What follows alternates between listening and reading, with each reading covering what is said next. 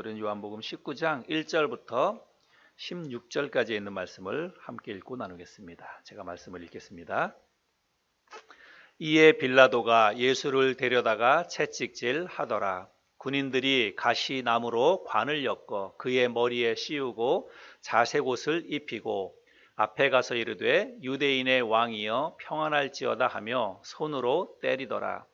빌라도가 다시 밖에 나가 말하되 보라, 이 사람을 데리고 너희에게 나아오니 이는 내가 그에게서 아무 죄도 찾지 못한 것을 너희로 알게 하려 함이로라 하더라. 이에 예수께서 가시관을 쓰고 자색옷을 입고 나오시니 빌라도가 그들에게 말하되 보라, 이 사람이로다 하매 대제사장들과 아랫사람들이 예수를 보고 소리질러 이르되 십자가에 못 박으소서, 십자가에 못 박으소서 하는지라. 빌라도가 이르되 너희가 친히 데려다가 십자가에 못 박으라. 나는 그에게서 죄를 찾지 못하였노라. 유대인들이 대답하되 우리에게 법이 있으니 그 법대로 하면 그가 당연히 죽을 것은 그가 자기를 하나님의 아들이라 함이니이다. 빌라도가 이 말을 듣고 더욱 두려워하여 다시 관정에 들어가서 예수께 말하되 너는 어디로부터냐 하되 예수께서 대답하여 주지 아니하시는지라. 빌라도가 이르되 내게 말하지 아니하느냐? 내가 너를 놓을 권한도 있고 십자가에 못 박을 권한도 있는 줄 알지 못하느냐? 예수께서 대답하시되 위에서 주지 아니하셨더라면 나를 해할 권한이 없었으리니 그러므로 나를 네게 넘겨준 자의 죄는 더 크다 하시니라. 이러함으로 빌라도가 예수를 놓으려고 힘썼으나 유대인들이 소리질러 이르되 이 사람을 놓으면 가이사의 충신이 아니니이다. 무릇 자기를 왕이라 하는 자는 가이사를 반역하는 것이니이다. 빌라도가 이 말을 듣고 예수를 끌고 나가서 돌을 깐 뜰 히브리 말로 가바다에 있는 재판석에 앉아 있더라.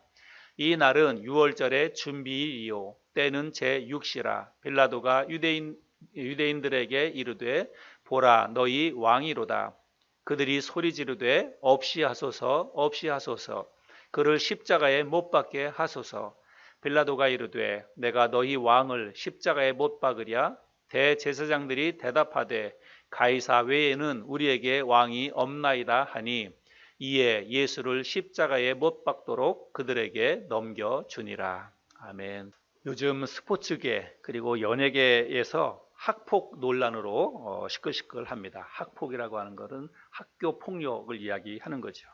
지금은 뭐 국가대표 선수로 혹은 프로 선수로 혹은 뭐 잘 나가는 연예인으로 그렇게 활동을 하고 있는 사람들이 과거 청소년 시절에 학창 시절에 학교 폭력을 행사했다는 것입니다. 그래서 피해를 당했던 사람들이 오랜 시간이 지났지만 그 고통스럽고 힘든 시간들을 견디다 못해서 이제 나중에 그거를 폭로하고 이렇게 하는 거죠. 피해를 당한 그 사람들의 입장에서 생각해 보면 얼마나 괴롭고 얼마나 고통스러운 시간을 보냈겠습니까? 그러니까 늦게라도 그런 것들이 밝혀져서 그렇게 행했던 사람들은 처벌을 받아야 된다라고 생각이 됩니다. 그러나 혹시 개 중에는 사실과 무관하게 억울하게 피해를 입는 그런 사람들도 혹시 있을지 모르겠습니다. 그래서 그런 사람들은 정확하게 CCTV가 가려져서 또 무고한 사람들이 피해를 당하는 그런 일도 없어야 되리라고 생각이 됩니다. 근데 우리 사회에 요즘 왜 이렇게 미투 운동이 활발하게 일어나는 것일까요? 과거에는 없었는데 요즘 들어와서 이런 일들이 많이 일어나는 것일까요? 그렇지는 않을 것입니다. 과거에도 뭐 이렇게 폭력이라든지 성폭력이라든지 이런 것들이 과거에도 많이 있었을 텐데 그런 것들을 드러내지 못했다가 요즘은 이제 인권이나 이런 것들이 이제 많이 이야기되고 그러니까 이런 것들이 활발하게 일어난다라고 생각이 됩니다. 여러분, 사람은 빈부귀천을 막론하고 누구나 다 존귀한 사람들입니다. 그래서 다 존중을 받아야 한다는 것이죠. 왜냐하면 우리 모두가 뭐 예수 믿는 사람이든지 믿지 않는 사람이든지 이 땅에 있는 모든 사람들은 다 하나님의 형상으로 만들어진 가장 존귀한 존재입니다. 그렇기 때문에 모두가 다 존중을 받아야 한다는 것입니다.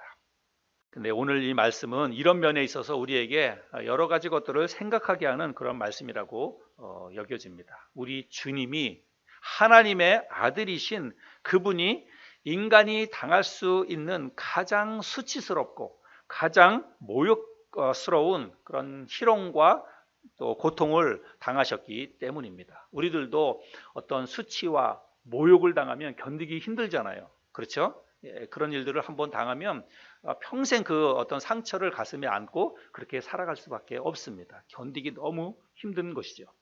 그런데 하물며 하나님의 아들이신 우리 주님께서 인간이 당할 수 있는 가장 수치스럽고 가장 치욕스러운 모욕을 당했다는 것입니다. 오늘 우리가 함께 그 말씀을 좀 나눠보기를 원하는데요. 주님은 빌라도의 법정에서 최종적으로 무죄 판정을 받았습니다. 그런데 그럼에도 불구하고 성난 민중들의 요구를 묵살할 수 없었던 이 빌라도가 주님을 민중들의 요구에 따라서 십자가에 못 박도록 내주게 됩니다. 그런데 우리 주님은 십자가에 달리시기도 전에 이미 많은 고통과 많은 수치를 당하셨다라고 하는 거예요. 오늘 본문 말씀에 보면 먼저 채찍질을 당했다라고 이야기하고 있습니다. 1절 말씀에 보면 이에 빌라도가 예수를 데려다가 채찍질 하더라 이렇게 기록되어 있지요. 이 말씀을 보면 빌라도가 예수를 채찍질한 것처럼 기록되어져 있지만 사실은 그렇지 않습니다. 총독이 직접 자기가 이렇게 이렇게 죄수들을 채찍을 하거나 고문을 하거나 그렇지는 않죠. 그래서 공동 번역 성경에 보면 이렇게 기록되어져 있습니다. 빌라도는 안으로 들어가서 부하들을 시켜 예수를 데려다가 매질하게 하였다. 그래서 그 빌라도 밑에 있었던 군인들이 예수를 데려다가 채찍질을 했다라고 말씀하고 있지요. 여기 말씀에 우리가 1절 말씀 이에 빌라도가 예수를 데려다가 채찍질 하더라 이 말씀이 있는데 여러분 어쩌면 우리는 이 말씀을 그냥 짧은 이 한 문장의 이 말씀을 그냥 쉽게 읽고 지나칠 수도 있을지 모르겠습니다. 그러나 여러분 이 짧은 한 문장 속에 우리가 감히 상상할 수도 없는 그런 끔찍한 고통이 담겨 있다라고 하는 것을 우리는 기억해야 합니다. 당시에 예수님을 채찍질했던 그 채찍에 대해서 여러분 앞에 그림을 한번 좀 보실까요? 이제 저렇게 생긴 그런 채찍입니다. 여기 그림에는 이제 세 줄로 되어 있는데 대략 이런 채찍입니다. 그래서 당시에 로마 군인들이 그 사용했던 채찍은 6줄의 가죽 끈으로 만들어진 채찍이고 그 가죽 끈의 끝에다가 동물의 뼈라든지 혹은 납덩이 같은 것들을 그 가죽에다가 이렇게 매달았다는 것입니다. 그리고 죄수들을 저것을 가지고 채찍질할 때는 가죽끈을 물에다 담갔다가 무겁게 해가지고 그래서 이 채찍질을 한다는 거예요. 그리고 죄수들을 보통은 몸을 다 벗겨서 옷을 다 벗기고 그리고 나무 기둥이나 그리고 돌 기둥에다가 이거는 영화의 한 장면인데 예수님께서도 아마도 저렇게 채찍질을 당하셨지 않았을까 생각이 됩니다. 네. 등과 그리고 저렇게 채찍질을 당하는 것이죠. 그래서 저 동물의 뼈나 납덩이나 쇠조각이 붙어있는 채찍질을 한 번씩 휘두를 때마다 살점이 떨어져 나가고 그리고 심지어는 깊이 채찍이 들어가기 때문에 정맥이 끊어지기도 해서 피가 솟구쳐 오르기도 하고 심지어는 뼈가 드러나기도 하고 그렇게 엄청난 고통이 가해지는 것이 바로 저 채찍질이라고 하는 것입니다.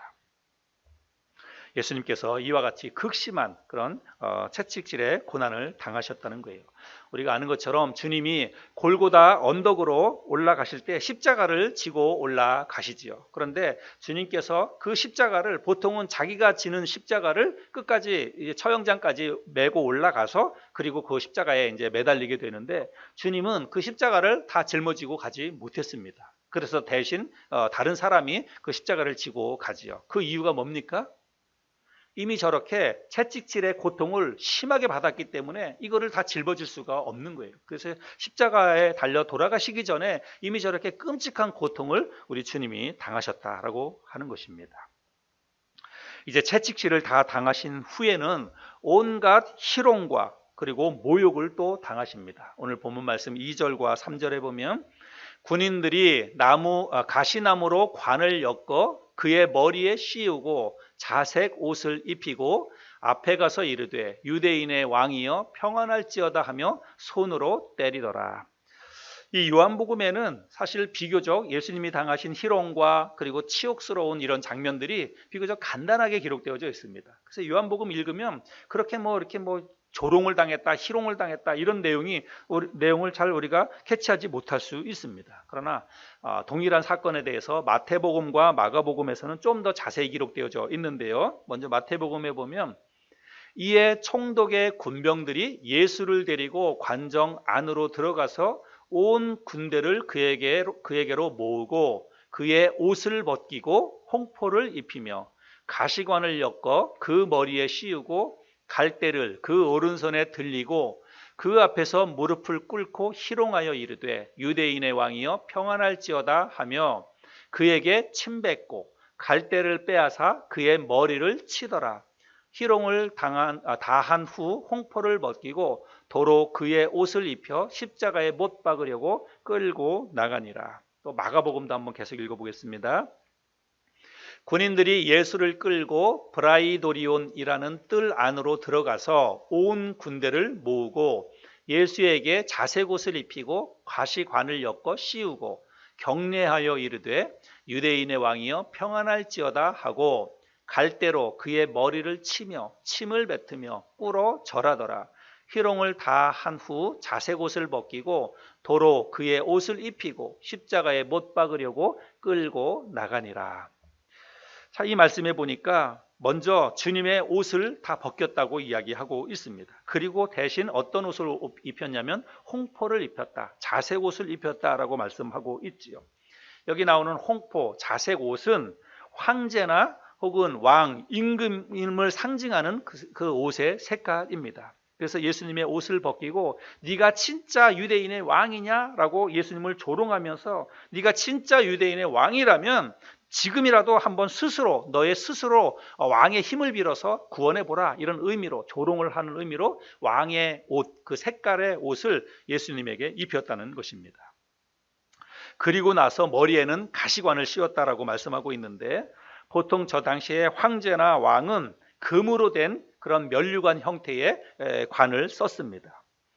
그런데 예수님은 그거를 희롱하기 위해서, 왕을 희롱하기 위해서 이제 가시로 만든 면류관을 예수님의 머리에 씌웠다라고 말씀하고 있지요.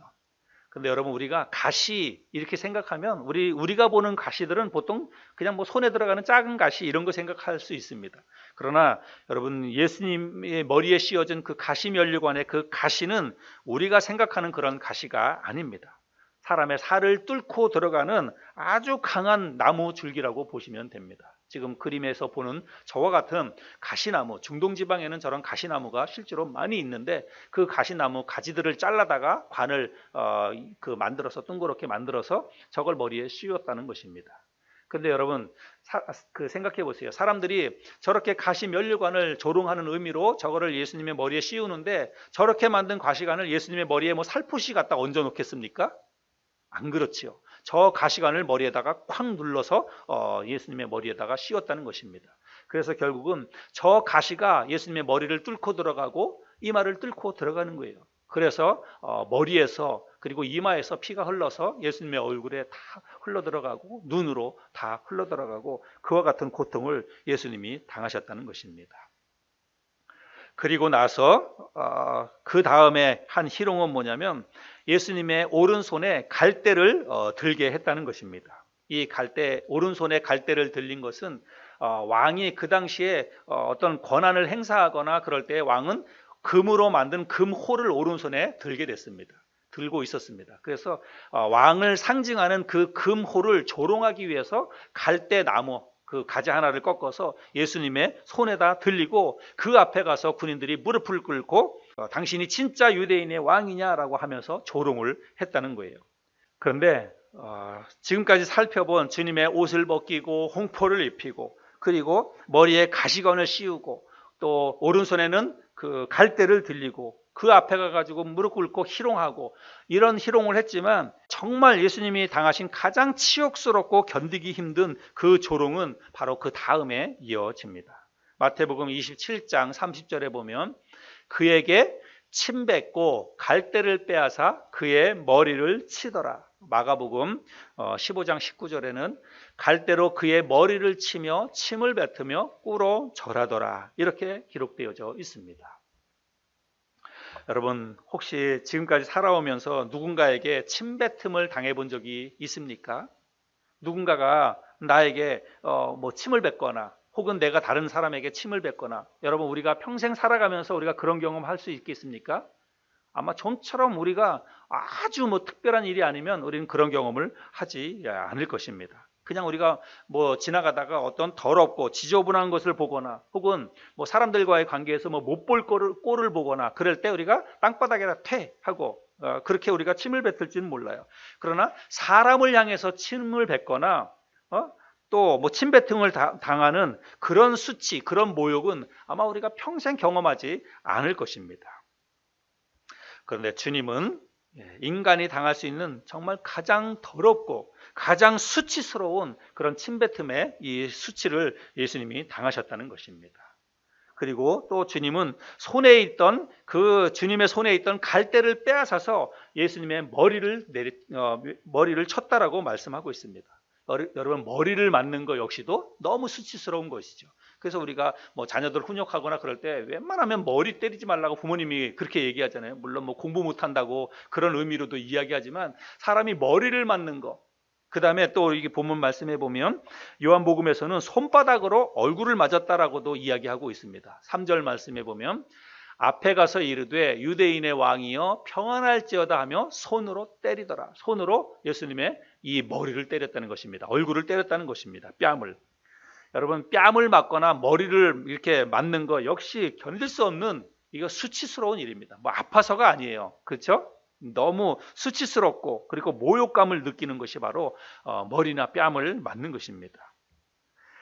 이렇게 우리가 살펴본 것처럼 주님은 온갖 조롱과 모욕, 고통을 이미 십자가에 달리시기 전에 이미 이런 것들을 받으셨다는 것입니다. 그래서 이렇게 희롱을 다 예수님을 희롱한 후에 다시 그 홍포를 벗기고 원래 입으셨던 주님의 옷을 입혀서 골고다 언덕으로 예수님을 끌고 갔습니다.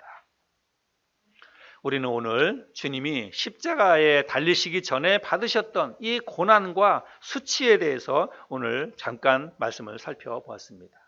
여러분 우리가 오늘 함께 살펴본 이 말씀으로 인해서, 제가 드린 이 말씀으로 인해서 우리가 주님이 당하셨던 고통과 수치와 모욕을 여러분 우리가 몇 %나 이해할 수 있을까요?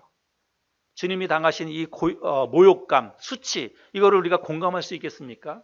우리는 절대로 이해할 수 없습니다. 우리는 그냥 성경 속에 있는 내용으로만 우리가 이거를 이해할 수 밖에 없다는 것입니다.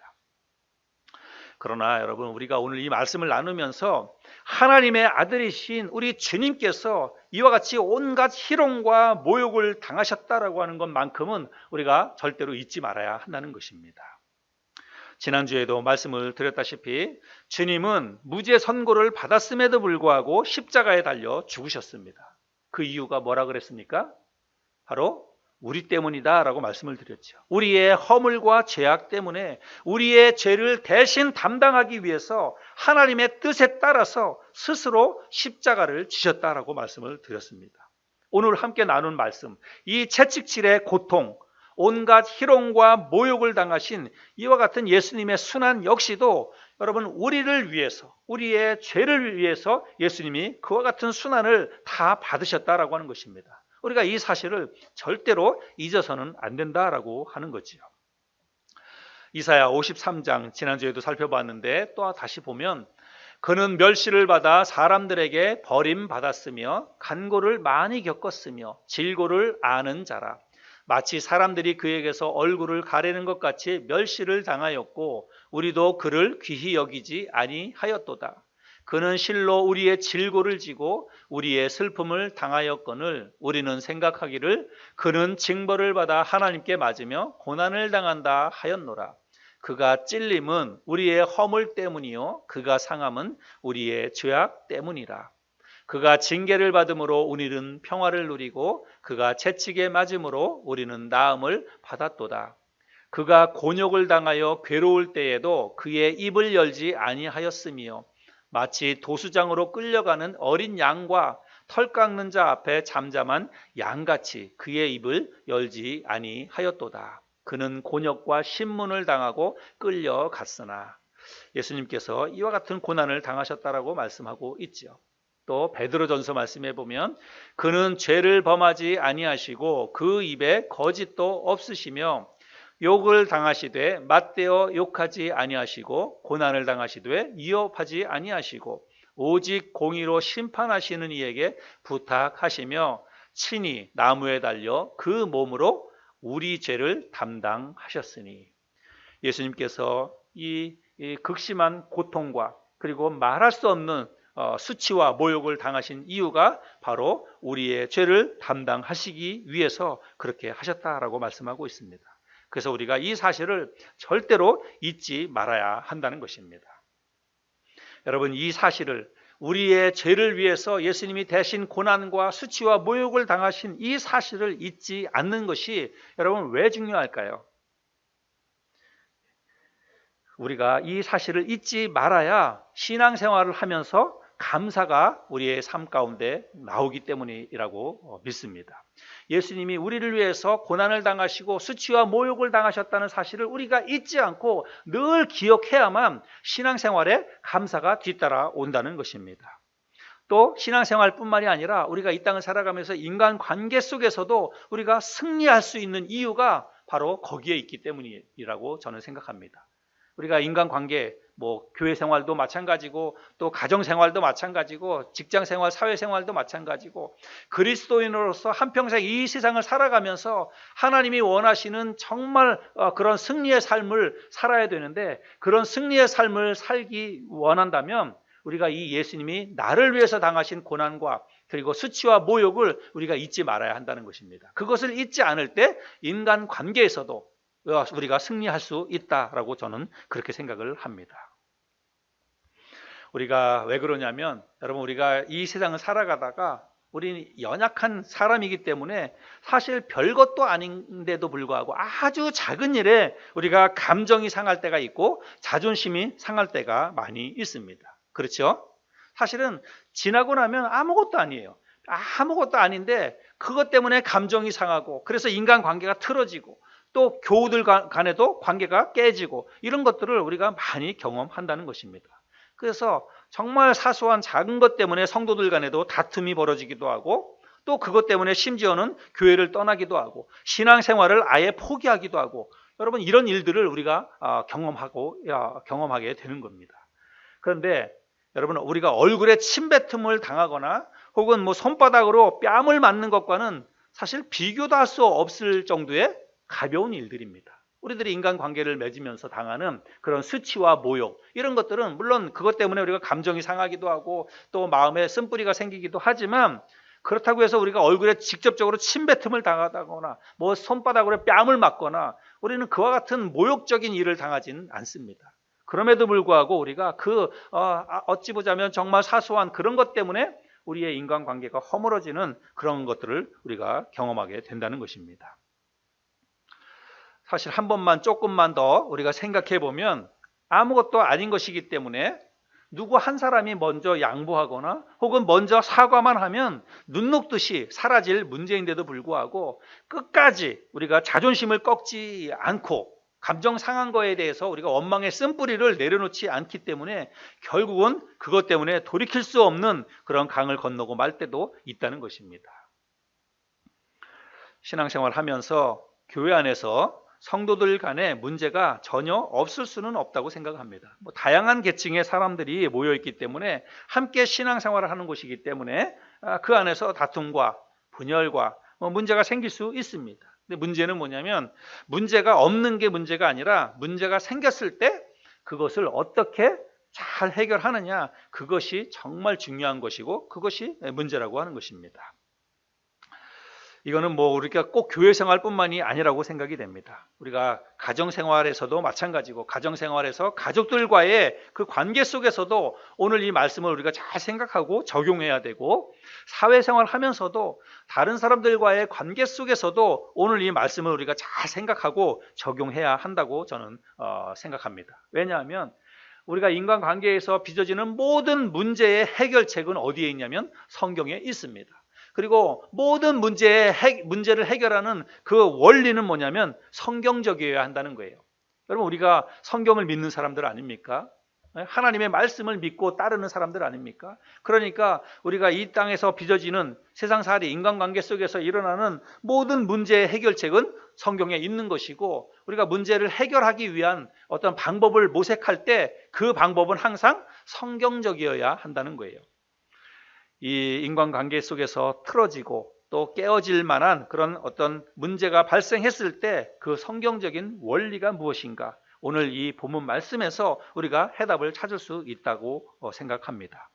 주님이 어떻게 하셨는가를 우리가 보고 배우면 되는 거예요. 그게 바로 주님이 우리에게 가르쳐주는 성경적인 원리이지요. 오늘 우리가 주님이 온갖 수치와 모욕, 고통을 당하셨을 때 우리 주님이 어떻게 하셨습니까? 우리 주님은 말없이 그것을 감당하셨습니다. 말없이 다 수치와 모욕을 다 온몸으로 받아내셨다라고 하는 거예요. 그런데 제가 이 주님께서 하신 그 방법, 주님께서 수치와 모욕을 온몸으로 다 받아내시고 말없이 그것을 묵묵히 참고 수용했기 때문에 우리들도 나에게 어떤 고난과 혹은 어떤 어려움을 주는 사람, 나를 수치스럽게 모욕스럽게 하는 사람, 자존심 상하게 하는 사람, 감정 상하게 만드는 일, 그런 일을 우리가 겪을 때 우리도 주님처럼 그냥 말없이 다 참고 견디고 이겨내야 된다. 제가 그것을 말씀드리기 위해서 이 이야기를 하는 게 아닙니다. 여러분, 사실 우리는 그렇게 인내심이 많지 않습니다. 어떤 일이 생겼을 때 나를 힘들게 하고 어렵게 하는 그런 사람을 우리가 마주 대했을 때 우리가 주님처럼 말없이 묵묵히 끝까지 참고 아무 말도 하지 않고 그것을 다 견디고 그리고 결국 다 이겨낼 수 있느냐? 우리는 그렇게 할 수 없습니다. 아무리 너그럽고 아무리 포용력이 많은 사람이라 할지라도 그저 그냥 참는 게 다 방법이다. 무조건 다 참아야 된다. 그렇게 해가지고는 우리가 이 문제를 해결할 수 없습니다. 참고 견디고 물론 그렇게도 해야 되지만 그렇게 참고 견디다가 오히려 더 폭발할 수도 있습니다. 그게 우리의 인간의 연약함이기 때문이지요. 그럼 어떻게 해야 되느냐? 주님께서 이렇게 힘들고 어려운 고난 앞에서도 그리고 수치와 모욕을 당하면서도 주님이 말없이 잘 참고 끝까지 견뎌내셨는데 여러분, 우리가 어떻게 해야 되느냐면 우리의 시선을, 우리의 마음과 생각을 나를 힘들게 하는 그 사람, 나를 고통스럽게 하는 그 사건으로부터 우리가 주님의 십자가로 우리의 시선을 바꿔야 한다는 것입니다. 나를 힘들게 하는 사람이 있어요. 뭐 가족 중에 누군가가 될 수도 있고 아니면 교우 가운데 누군가가 될 수도 있습니다. 또 어떤 사건 때문에 그런 일이 생길 수 있어요. 그럴 때 우리가 그런 일들을 해결하고 또 거기에서부터 우리가 승리를 하기 위해서는 어떻게 해야 되느냐? 그 사건으로부터, 그 사람으로부터 시선을 다른 데로 바꿔야 된다는 거예요. 그 시선을 어디로 바꾸는 겁니까? 오늘 우리가 함께 살펴본 예수님의 십자가의 고난, 그리고 십자가 지시기 전에 받으셨던 수치와 모욕, 예수님께서 받으셨던 수치와 모욕을 우리가 묵상해야 한다는 것입니다. 예수님이 당하신 고난을 우리가 깊이 생각하면서 그것을 묵상해야 된다는 거예요. 예수님이 나를 위해서 어떤 고난을 받으셨는지, 나를 위해서 예수님께서 어떤 수치와 모욕을 말없이 감당하셨는지 그거를 잘 생각하고 그거를 깊이 묵상하는 거예요. 그럴 때 나도 생각하지 못했던 정말 죽일 것 같이 밉고 정말 헤어날 수 없었던 그 감정의 골에서 우리가 벗어날 수가 있게 된다는 것입니다. 여러분, 이게 바로 십자가의 능력이에요. 우리가 십자가의 능력 이런 이야기를 하는데 여러분, 예수님의 십자가의 능력은 그저 우리를 삶에서 죄와 사망에서 구원해 주는 그것뿐만이 아니라 인간 관계 속에서도 우리가 얼마든지 십자가의 예수님의 십자가를 묵상하면 인간관계 속에서 빚어지는 일 속에서도 우리가 승리를 할 수 있다는 것입니다. 나를 힘들게 하는 사람, 나의 뺨을 때린 사람, 내 얼굴을 향해서 침뱉은 사람, 그런 사람이 있다 할지라도 우리가 그 사람과의 관계 속에서만 생각하면 절대로 우리는 용서할 수 없습니다. 그것을 이겨낼 수 없어요. 그러나 나를 위해서 말없이 침뱉음을 당하시고 수치와 모욕을 당하시고 채찍질을 받으신 그 예수님을 날마다 묵상하는 거예요. 힘들고 어려울 때마다 그 사람과의 관계는 조금 뒤로 밀어두고 그 예수님의 십자가의 그 고난을 우리가 생각해야 된다는 것입니다. 그게 예수님의 죄 때문이 아니잖아요. 나를 위해서, 나를 구원하기 위해서 예수님이 당하신 고난이잖아요. 그래서 그 고난과 채찍질과 수치와 모욕을 깊이 묵상하면, 그러면 내 마음속에 나도 모르게 다른 사람에 대해서 우리가 너그러운 마음이 생길 수 있고, 그 사건으로부터, 그 사람으로부터 우리가 좀 벗어나서 그 사람을 이해할 수 있고, 또 더 깊이 묵상하면 용서할 수 있는 힘이 생기게 된다고 저는 믿습니다. 여러분, 성경 속에 그 예가 있잖아요. 1만 달란트 빚을 탕감받은 자가 나가서 100데나리온의 빚진 자를 용서했습니까? 못했습니까? 용서하지 못했습니다. 여러분, 1만 달란트의 빚을 탕감받은 자가 나가서 100데나리온의 그 빚진 자를 멱살을 잡고 지금 당장 갚으라고. 여러분, 이거 금액은 제가 언젠가도 말씀을 나눴지만 이건 상상할 수 없는 차이의 큰 금액입니다. 그런데 자기에게 작은 빚을 갚지 않은 사람을 멱살을 잡고 오늘 당장 갚으라고, 내가 안 갚으면 깜빵에 쳐놓겠다고 이렇게 했던 그 이유가 무엇입니까? 자기가 받은 은혜를 망각했기 때문입니다. 자기가 방금 전에 어떤 은혜를 받았는지를 잊어버렸기 때문에 그가 다른 사람에게 대해서 용서하지 못하고 그 사람에게 대해서 그렇게 분노를 드러냈다는 것입니다. 그래서 여러분 기억하세요. 은혜를 망각하면 우리의 삶에 감사와 기쁨이 사라집니다. 신앙생활에서 왜 감사하지 못하는가? 왜 신앙생활에 기쁨이 없는가? 여러분, 은혜를 잊어버렸기 때문입니다. 어떤 은혜예요?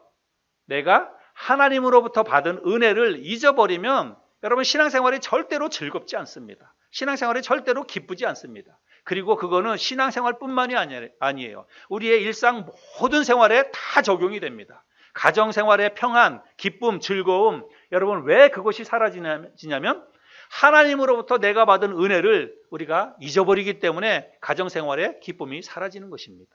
인간관계에서도 왜 화목하지 못하고 다른 사람들과 왜 맨날 트러블이 생기고 사람을 용서하지 못하냐면 내가 하나님으로부터 받은 은혜를 내가 마음속에 잊어버리기 때문에 그렇다는 것입니다. 예수님이 나를 위해서 어떤 고난과 어떤 수치와 모욕을 당하셨는가, 그거를 잊어버리기 때문에 다른 사람을 우리가 용서하지 못하는 거예요. 우리는 아주 작은 일에도 마음의 상처를 쉽게 받습니다. 아주 사소한 것으로 인해서도 자존심이 상하고 그렇습니다. 제가 편의점에서 그 아르바이트 할 때, 지금은 그 사람이 어디로 이사를 갔는지 가버렸어요. 근데 항상 하루에 한 2번 정도씩 계속 그 술을 사러 오는 그 술 주정뱅이 아저씨가 있었습니다. 혼자 사는데 하여간 뭐 그냥 하루 종일 술에 쩔어 사는 거예요. 그래서 그냥 뭐 조금만 뭐 돈이 있으면 와가지고 이렇게 술을 삽니다. 뭐 옆에 가기도 정말 힘들어요. 냄새가 많이 나니까. 뭐 옷도 그렇고 술도 그렇고. 근데 그 사람이 와가지고 한 번씩 이제 저에게 염장을 지르는 그런 이야기를 해요. 이제 뭐라 그러냐면 그냥 멀쩡하게 생긴 양반이 뭐 할 일이 없어서 여기서 아르바이트를 하냐 이런 식으로 이야기를 합니다. 근데 처음엔 그냥 뭐 흘려들었다가 한두 번 더 듣다가 보니까 너무 뭐 감정이 상하는 거예요. 니깐 놈이 뭔데 나한테 그딴 소리를 하느냐? 너 그렇게 술 먹고 그렇게 그야말로 그냥 술에 쩔어서 그렇게 하루하루 사는데 니깐 놈의 인생하고 나하고 비교나 되느냐? 내가 막 그런 생각이 드는 거예요. 그런 생각이 들면서 나중에는 이렇게 와도 제가 곱게 이렇게 안 되는 거예요. 말 한마디 하는 것도 그렇고 상대도 하기 싫은 거예요. 막.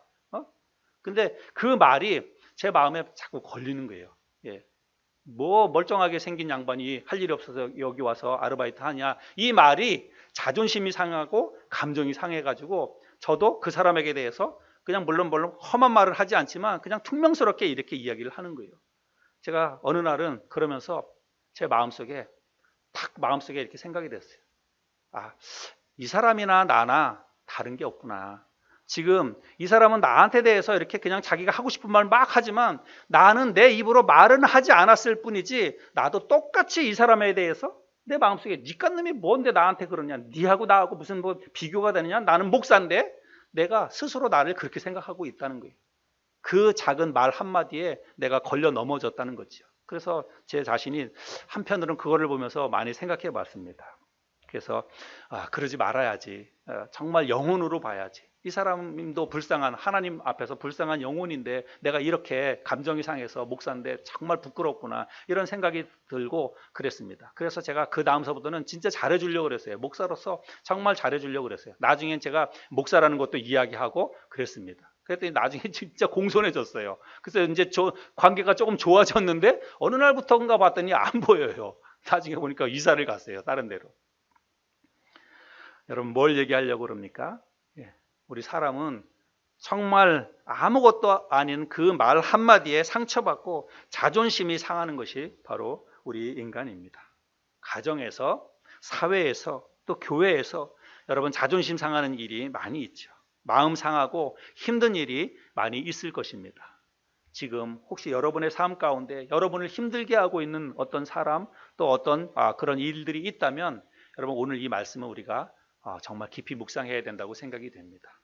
하나님의 아들이신 우리 주님께서 그 이 인간이 당할 수 없는 정말 가장 수치스럽고 모욕스러운 침뱉음과 뺨 맞는 것과 머리를 그 맞는 것과 여러분, 이와 같은 수치와 모욕을 주님이 다 받으셨습니다. 하나님, 절대로 인간이 상상할 수도 없는 가장 존귀한 그 영광스러운 하나님의 보좌에 앉아 계셨어야 할 그 예수님께서 인간의 몸을 입고 이 땅에 오신 것만도 너무나 우리가 견딜 수 없는 그런 황송한 일인데, 그 주님이 나를 위해서 그 온갖 수치와 모욕을 다 당하셨다는 것입니다. 우리가 이 사실을 절대로 잊지 말아야 됩니다. 이 사실을 우리가 잘 기억하고 살아갈 때 신앙생활에 감사가 있고, 인간관계 속에서도 어떠한 우리를 힘들게 하고 우리의 감정을 상하게 하는 사람이 있다 할지라도 그것으로부터 우리가 벗어나서 승리하는, 하나님이 기뻐하시는 그리스도인다운 그런 삶을 살기를 원한다면 예수님의 십자가, 예수님이 당하신 고난과 수치와 모욕을 우리가 잊지 말고 기억해야 한다는 것입니다. 오늘 말씀을 잘 기억하면서 인간관계 속에서 일어나는 일들을 우리가 믿음으로 잘 극복하고 승리의 삶을 살아가는 저와 여러분 모두가 될 수 있기를 바랍니다.